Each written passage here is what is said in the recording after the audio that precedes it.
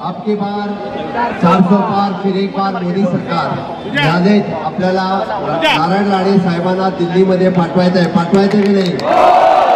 महायुतीचा उमेदवार म्हणून नारायण राणे साहेबांची तिकीट डिक्लेअर झालेली आहे। या ठिकाणी शिवसेना, राष्ट्रवादी, बाकी सगळे महायुतीचे आघाडी पक्ष जोराने कामाला लागलेले आहेत।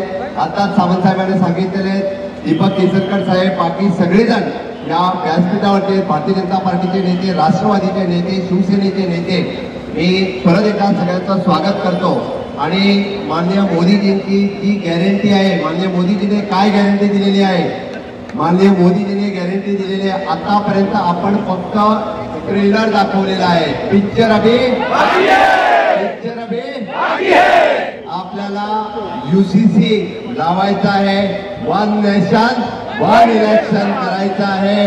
आणि आपल्याला ज्याला आपण म्हणतोय की समान नागरिक कायदा असेल, वन नेशन वन इलेक्शन असेल, सबका साथ, सबका विकास, सबका विश्वास आणि सबका प्रयास या धर्तीवरती परत एकदा महाराष्ट्रामध्ये महायुतीचं सरकार आणायचं आहे। त्यासाठी आपल्याला नारायण राणे साहेबांना पहिल्या वेळी सिंधुदुर्ग आणि रत्नागिरीतनं कमळ फुलवायचं आहे। आणि मला वाटतं, मला खात्री आहे की निश्चितरित्या मी सगळ्यांच्या वतीने परत एकदा राणे साहेबांना खूप खूप शुभेच्छा देतो। आणि मोदीजींच्या परत एकदा बरोबर त्यांना दिल्लीला पाठवण्यासाठी आपल्या सगळ्यांचं सहकार्य असणार की नाही?